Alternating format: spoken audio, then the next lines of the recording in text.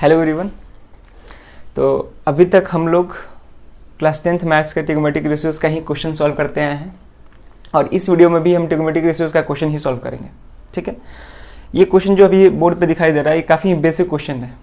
ठीक है, लेकिन ये भी सॉल्व करना बहुत ज़रूरी है क्योंकि यहाँ से बहुत सारे कंसेप्ट हम सीखेंगे जो कि फर्दर क्वेश्चंस जितने भी हम बनाएंगे उस क्वेश्चंस में ये कंसेप्ट अप्लाई होंगे। ठीक है, तो क्वेश्चन है बेसिक, लेकिन इससे बहुत सारे कंसेप्ट जो हैं नए नए कंसेप्ट सीखने को मिलेंगे जो कि आगे फर्दर क्वेश्चंस में अप्लाई होंगे। ठीक है, और ये जो क्वेश्चन है कोई भी बुक आप उठा लीजिए, कोई भी बुक उठा लो, NCERT, आर्य समाज सवाल, पहला जो स्टार्टिंग क्वेश्चन होता है यहीं से स्टार्टिंग होता है क्वेश्चन। ठीक है ना, तो इसको हमको शुरुआत में बताना चाहिए था लेकिन फिर भी कोई बात नहीं, अभी बता रहे हैं। तो कोई भी बुक आप खोलिएगा तो शुरुआत में जो क्वेश्चन्स होते हैं वो कुछ इसी तरह के होते हैं क्वेश्चंस। ठीक है, तो क्वेश्चन बेसिक है लेकिन फिर भी सॉल्व करते हैं इसको। क्वेश्चन है कि if sin a equal to 8/17 find other trigonometric ratios of angle A. ठीक है, क्वेश्चन में केवल हमको एक ट्रिग्नोमेट्रिक रेशियोज का वैल्यू दिया है जो कि क्या है, मेरा sin a है। कितना वैल्यू दिया है, 8/17, और बाकी के ट्रिग्नोमेट्रिक रेशियोज का वैल्यू पूछ रहा है। ठीक है, तो पहले हम ये देखेंगे कि टोटल ट्रिग्नोमेट्रिक रेशियोज कितने हैं। तो टोटल ट्रिग्नोमेट्रिक रेशियोज हम लोग पढ़े हैं कितने होते हैं, टोटल ट्रिग्नोमेट्रिक रेशियोज 6 होते हैं। ठीक है, 6 ट्रिग्नोमेट्रिक रेशियोज होते हैं। पहला कौन है मेरा, sin a। sin a की जगह पर हम थीटा लगाते हैं क्योंकि यहाँ पे a है, ऐसे जनरली यूज़ क्या करते हैं, थीटा यूज़ करते हैं एंगल की जगह पे। तो sin थीटा, दूसरा होता है cos थीटा, तीसरा tan, चौथा cot, पांचवा sec और छठा क्या होता है, cosec थीटा। ठीक है, cosec थीटा को हम लोग शॉर्ट फॉर्म में CSC थीटा भी लिखते हैं। ठीक है ना, cosec थीटा को हम लोग CSC थीटा भी लिखते हैं। अब हमको मालूम है कि sin थीटा किसका रेशियो होता है, परपेंडिकुलर और हाइपोटेन्यूज का रेशियो होता है। ठीक है, cos थीटा किसका रेशियो होता है, बेस अपॉन हाइपोटेन्यूज का रेशियो होता है। tan theta perpendicular upon base. cot theta क्या होता है, cot थीटा जो होता है tan थीटा का रेसिप्रोकल होता है। cot थीटा tan का उल्टा होता है, रेसिप्रोकल होता है। तो यानी कि cot थीटा को हम क्या लिख सकते हैं, 1/tan थीटा। अगर इसको रेसिप्रोकल करते हैं तो इसको भी रेसिप्रोकल करना पड़ेगा। तो ये कितना हो जाएगा, b/p। ठीक है, sec थीटा किसका रेसिप्रोकल होता है, sec थीटा cos थीटा का रेसिप्रोकल होता है। तो इसको हम लिख सकते हैं 1/cos थीटा। अगर हम cos थीटा का रेसिप्रोकल करेंगे तो b/h क्या बन जाएगा, h/b। इसका रेसिप्रोकल इसका उल्टा करते हैं तो क्या हो जाएगा, h/b हो जाएगा। उसी तरह cosec किसका रेसिप्रोकल होता है, तो sin थीटा का रेसिप्रोकल होता है। अब हमको मालूम है कि sin थीटा क्या होता है, p/h होता है। अगर इसका रेसिप्रोकल करेंगे तो क्या हो जाएगा, h/p। ठीक है, तो इस क्वेश्चन में हमको केवल sin a का वैल्यू दिया है, यानी कि sin थीटा का वैल्यू दिया है 8/17, और बाकी के बचे हुए जो 5 ट्रिग्नोमेट्रिक रेशियोज हैं उनके वैल्यू निकालना है। ठीक है, चलो सॉल्व करते हैं।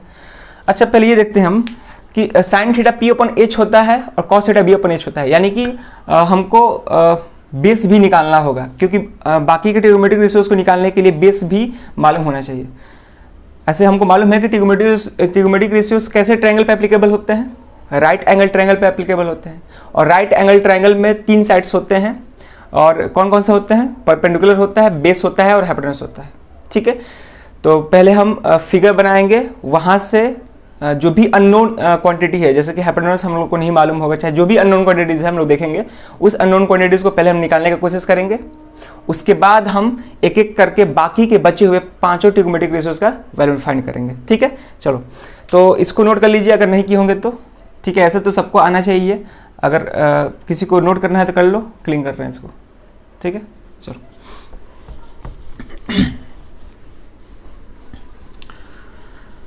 तो यहाँ पे हम लोग एक triangle, right angle triangle draw करेंगे पहले, उसके बाद उस पर हम लोग क्वेश्चन सॉल्व करेंगे। ठीक है, तो पहले राइट एंगल ट्रायंगल ड्रॉ करते हैं।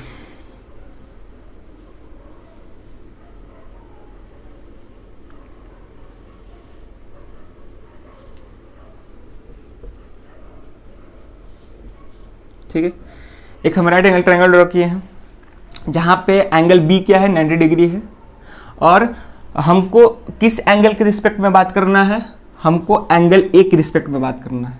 ठीक है, यानी कि एंगल ऑफ रेफरेंस जो होगा वो कौन होगा मेरा, एंगल ए होगा। यानी कि एंगल ए के रिस्पेक्ट में जितने सारे ट्रिग्नोमेट्रिक रेशियोज है उसके वैल्यू निकालना है। तो एंगल ए मेरा क्या है, यहाँ पे रेफरेंस एंगल है। ठीक है, अब हमको मालूम है कि जिस एंगल को हम रेफरेंस एंगल मानते हैं उसकी जो अपोजिट साइड होता है, उसके सामने वाला साइड, अपोजिट साइड, उसको हम क्या बोलते हैं, परपेंडिकुलर बोलते हैं। ठीक है, और इस एंगल से जो साइड जुड़ा हुआ है, मतलब इस एंगल से जो साइड जुड़ा हुआ है उसको क्या बोलते हैं, बेस बोलते हैं। और 90 डिग्री के सामने वाले साइड को, 90 डिग्री के सामने वाले साइड को क्या बोलते हैं हम लोग, हाइपोटेन्यूस बोलते हैं, यानी कि इससे रिप्रेजेंट करते हैं। ठीक है, इतना तो क्लियर है। अब देखते हैं कैसे क्वेश्चन सॉल्व करेंगे। तो पहले जो गिवन है उसको लिखते हैं। तो गिवन है मेरा sine A equals to 8/17। Sine A का वैल्यू दिया है 8/17 और बाकी के बचे हुए वैल्यूज निकालने हैं। तो देखो हमको मालूम है कि साइन थीटा किसका रेशियो होता है, परपेंडिकुलर अपॉन हाइपोटेन्यूस का रेशियो होता है। यानी कि यहां भी साइन ए किसका रेशियो होगा, परपेंडिकुलर अपॉन हाइपोटेन्यूस का रेशियो होगा। ठीक है, बोल सकते हैं। अगर ध्यान से देखा जाए तो इस एंगल ए के रिस्पेक्ट में परपेंडिकुलर क्या है मेरा, कौन सा साइड, बीसी है, और हाइपोटेन्यूस कौन सा साइड है मेरा, एसी है। यानी कि हम यहां से लिख सकते हैं कि sine A is equal to perpendicular की जगह पे बीसी, और हाइपोटेन्यूस कौन है मेरा, हाइपोटेन्यूस है मेरा एसी। ठीक है ना, ये बीसी है, ये कौन है मेरा, एसी है। इसका वैल्यू दिया गया है कितना, 8/17। ठीक, अब यहां से कैसे सॉल्व करेंगे, यहां से बहुत इंपॉर्टेंट कंसेप्ट हम लोग देखेंगे सॉल्व कैसे करेंगे। ठीक है, तो बहुत लड़के क्या करते हैं कि यहां से डायरेक्टली वो क्या करते हैं कि BC इक्वल टू 8 लिख देते हैं। ठीक है, BC इक्वल टू 8 लिख देते हैं, जो कि गलत है मेरा। ठीक है, यहां पे BC और AC का रेशियो लिया गया है, यहां पे BC और AC का रेशियो लिया गया है। तो यहां पे जो वैल्यू आया है 8/17, ये भी एक रेशियो है। और रेशियो को हम डायरेक्ट ऐसे नहीं लिख सकते हैं कि BC इक्वल टू 8 या AC इक्वल टू 17, ऐसे डायरेक्ट नहीं लिख सकते हैं। ऐसा इसलिए कि मान लीजिए कोई रेशियो है 3/, एग्जाम्पल समझाते हैं कि मान लो रेशियो है कोई 3/2, ये रेशियो है। ठीक है, P/H इक्वल टू 3/2 ऐसे कोई रेशियो है। तो यहाँ से डायरेक्ट हम P इक्वल टू 3 और H इक्वल टू 2 नहीं ले सकते हैं। ऐसा इसलिए क्योंकि हो सकता होगा कि ये जो रेशियो है कुछ ऐसा हुआ होगा। ठीक है, कुछ ऐसा हुआ होगा 12/8 के फॉर्म में हुआ होगा। ठीक है, मेरा जो ओरिजिनल रेशियो है वो मान लीजिए 8/17 के फॉर्म में हुआ होगा। इसको हम सिंपलेस्ट फॉर्म में किए होंगे, यानी कि इसको हम किसी कॉमन मल्टीपल से, कॉमन फैक्टर से डिवाइड किए होंगे। जैसे कि अगर 4 से इसको डिवाइड कर देंगे तो कितने टाइम्स में चल जाएगा, 3 टाइम्स में, और इसको 4 से डिवाइड करेंगे तो कितने टाइम्स में चल जाएगा, 2 टाइम्स में। ठीक है, यानी कि इसको हम सिंपलेस्ट फॉर्म में किसी कॉमन फैक्टर से कैंसिल करके सिंपलेस्ट फॉर्म में कितना लाए हुए हैं, 3/2 लाए हुए हैं।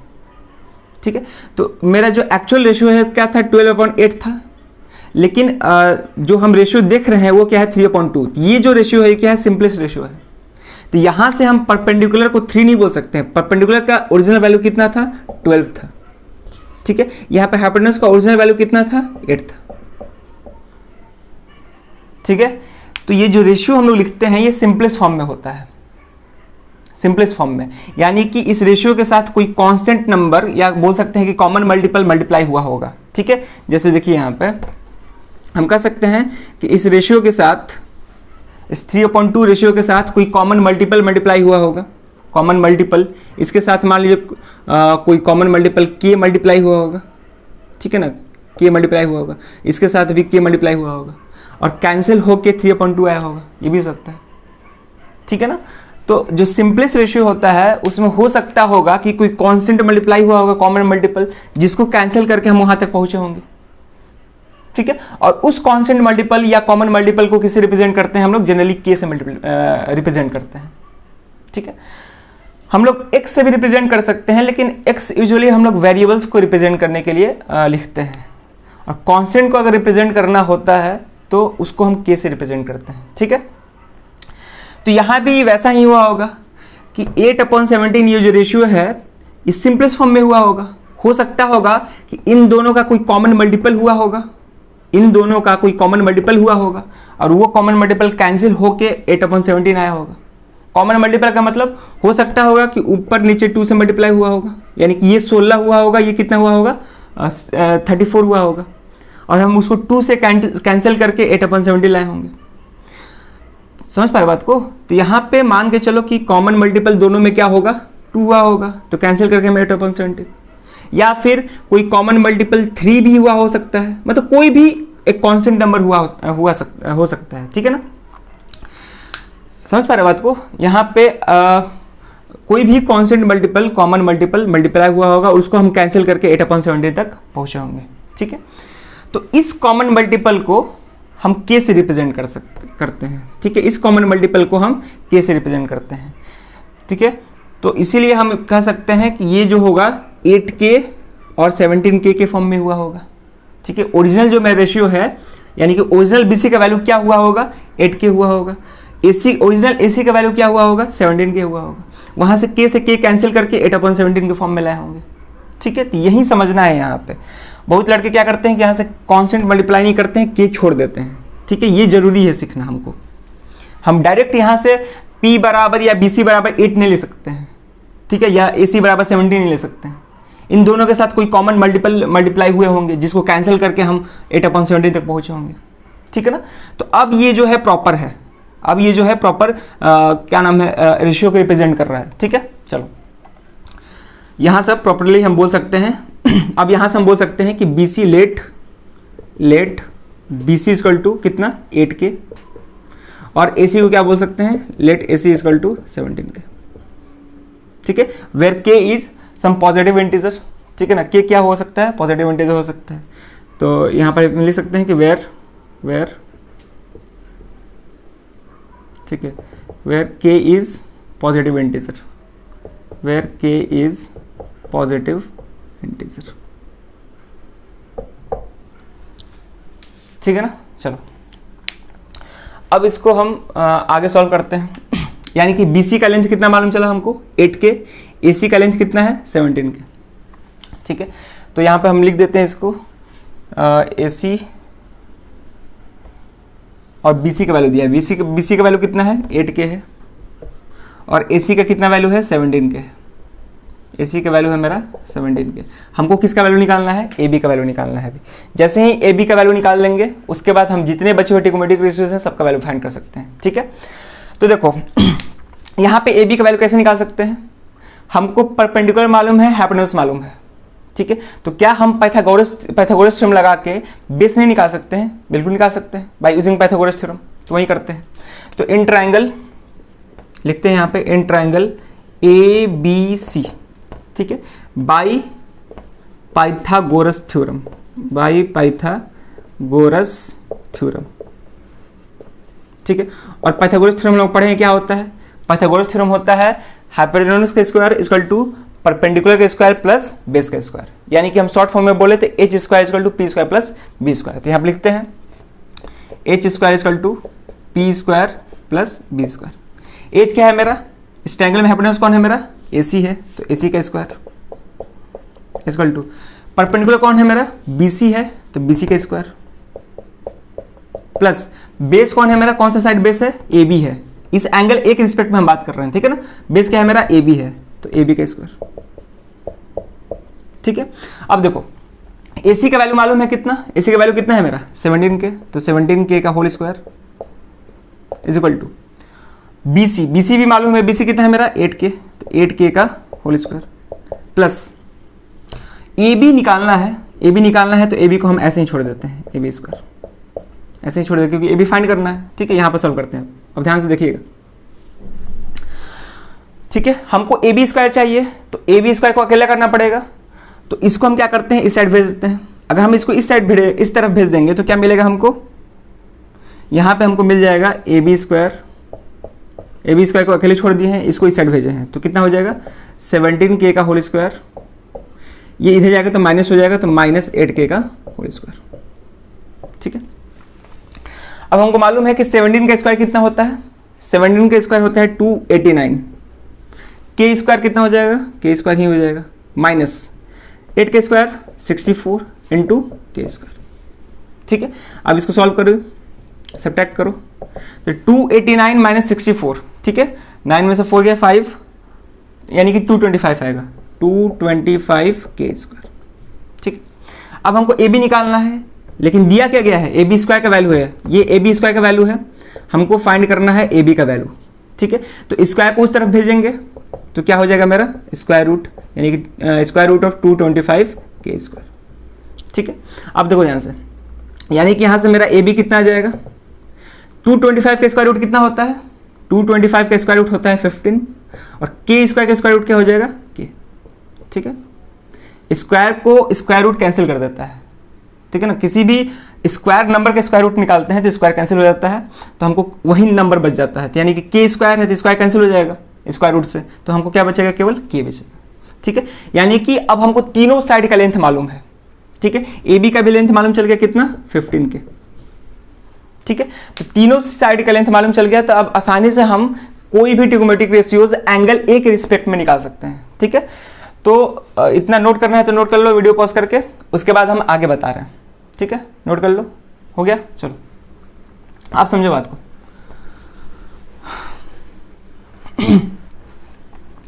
बेसिक क्वेश्चन है लेकिन इंपॉर्टेंट क्वेश्चन भी है, ठीक है, यही थ्योरी हम कंसेप्ट आगे यूज करेंगे। चलो अब हम बारी बारी बाकी के बचे हुए पांचों ट्रिग्नोमेट्रिक रेशियोज का वैल्यू फाइंड कर लेंगे, ठीक है। तो साइन तो मालूम है, साइन तो पहले से ही गिवन है, साइन के बाद क्या आता है कॉस, ठीक है, तो कॉस का फाइंड करते हैं, ठीक है ना। नाउ अब हम कॉस का फाइंड करते हैं, ठीक है। तो कॉस ए के रिस्पेक्ट में फाइंड करना है, ठीक है। तो कॉस ए, अब देखो कॉस किसका रेशियो होता है, बेस अपॉन हाइपोटेन्यूज का होता है, तो यानी कि cos A equal to base upon hypotenuse. Angle A के रिस्पेक्ट में बेस कौन सा साइड है मेरा, ए बी है, तो ए बी लिख दो, अपॉन हाइपोटेन्यूज कौन सा साइड है, ए सी है, ए सी, ठीक है। यानी कि यहां से कॉस ए का वैल्यू कितना आ गया, कॉस ए का वैल्यू आ गया, ए बी का वैल्यू है 15 के, ठीक है। ए सी का वैल्यू कितना है मेरा, ए बी का वैल्यू 15 के, ए सी का वैल्यू 17 के है, ठीक है। यानी कि यहां से मेरा कॉस ए आ गया, के से के कैंसिल हो जाएगा, 15/70, ठीक है। तो ये मेरा बाकी के बचे हुए 5वां में से ये पहला ट्रिग्नोमेट्रिक रेशियोज है, ठीक है।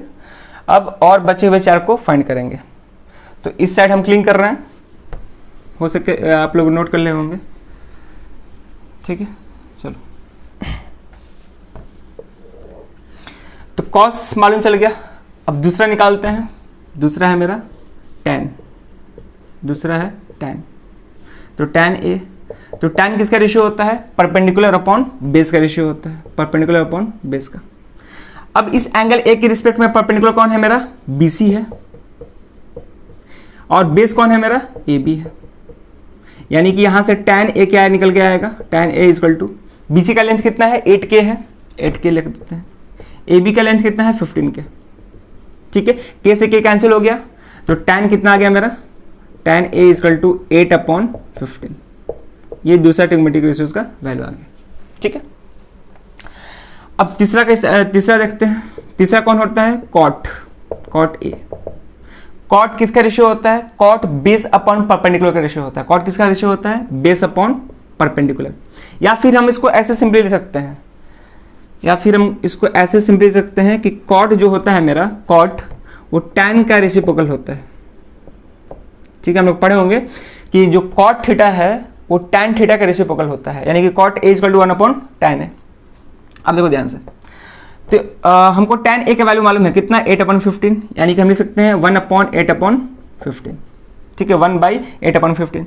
तो यहां से cot A इक्वल टू 1/8/15 का मतलब क्या हुआ कि 8/15 का रेसिप्रोकल, तो इसका रेसिप्रोकल करेंगे तो 15 कहाँ चल जाएगा, ऊपर कितना आ जाएगा, 15/8। तो cot का भी वैल्यू मालूम चल गया, ठीक है। तो बहुत ही आसान है ये क्वेश्चन, मतलब अगर हम तीनों साइड का लेंथ मालूम कर लें तो वहां से हम आसानी से बाकी के बचे हुए ट्रिग्नोमेट्रिक रेशियोज का वैल्यू फाइंड कर सकते हैं। चलो अब नेक्स्ट है मेरा चौथा सेक ए, ठीक है। तो सेक हम लोग पढ़े हैं कि सेक किस ट्रिग्नोमेट्रिक रेशियोज का रेसिप्रोकल होता है, तो कॉस का रेसिप्रोकल होता है, यानी कि हम सेक को लिख सकते हैं 1/cos A, ठीक है। तो यहाँ से मेरा आ जाएगा सेक ए इजकल टू कॉस का वैल्यू कितना है 15/17। अगर हम इसका रेसिप्रोकल करते हैं, इसको उल्टा करते हैं, रेसिप्रोकल करते हैं इसका, तो क्या हो जाएगा 17/50। रेसिप्रोकल करने का मतलब होता है कि न्यूमरेटर जो है डिनोमिनेटर बन जाएगा और डिनोमिनेटर न्यूमरेटर बन जाएगा, ठीक है। तो सेक ए कितना आ जाएगा 17/15। चलो ये मालूम चल गया हमको।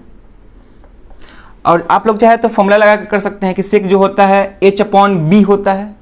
तो h कितना है मेरा 17k है, b कितना है 15k, k से k कैंसिल, कितना आ गया 17/15, ठीक है। लास्ट है मेरा कॉसेक ए। तो कॉसेक किसका रेसिप्रोकल होता है साइन का, यानी कि 1/sin a, ठीक है। तो यहाँ से कॉसेक का वैल्यू कितना आ जाएगा, cosec A is equal to sine का वैल्यू कितना दिया हुआ है, ऑलरेडी दिया हुआ है 8/17। इसका रेसिप्रोकल करो, 8/17 का रेसिप्रोकल करोगे तो कितना होगा 17/8, यानी कि 17 ऊपर चल जाएगा 8 नीचे आ जाएगा, यानी कि मेरा बन जाएगा ये कॉसेक ए का वैल्यू 17/8, ठीक। तो यहाँ पे हम लोग पांचों बाकी के बचे हुए पांचों ट्रिग्नोमेट्रिक रेशियोज का वैल्यू फाइंड कर लिया, ठीक है। तो आई होप कि ये क्वेश्चन समझ में आया होगा, ठीक है। बिल्कुल ही बेसिक क्वेश्चन था, लेकिन फिर भी इसमें कुछ हम लोग कंसेप्ट सीखे हैं जो कि आगे के क्वेश्चन सॉल्व करने के लिए बहुत ही इंपॉर्टेंट क्वेश्चन है, ठीक है। तो नेक्स्ट वीडियो से और भी हम ट्रिग्नोमेट्रिक रेशियोज के क्वेश्चंस करेंगे, और भी अलग बुक से भी करेंगे, एनसीईआरटी एग्जाम्पल से भी करेंगे क्वेश्चंस। तो आज इस वीडियो में बस इतना ही। अगले वीडियो में, नेक्स्ट वीडियो में एक और ट्रिग्नोमेट्रिक रेशियोज के क्वेश्चन के साथ आएंगे, ठीक है। तब तक के लिए थैंक्स।